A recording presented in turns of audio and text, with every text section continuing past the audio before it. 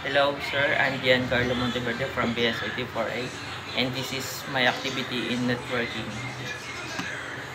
Makikita niyo po sir, may naglagay po tayo ng PC, laptop, and cable modem PT, plug PT, tsaka server PT at wireless router. Bali, try po natin kung nagana po siya. Lagay lang tayo ng mail dito.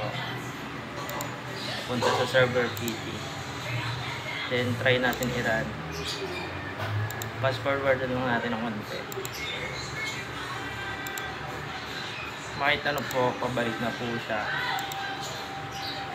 Then, kung makikita niyo po sir, successful po yung ating attempt number 1. Then, try po natin sa laptop. Laptop papunta sa wireless router. At play po natin. Fast forward po natin siya ng konti. At kung makikita nyo po sir, ay successful na din po yung sa atin sa laptop. So, bali ito sir yung ginawa ko sa activity 1.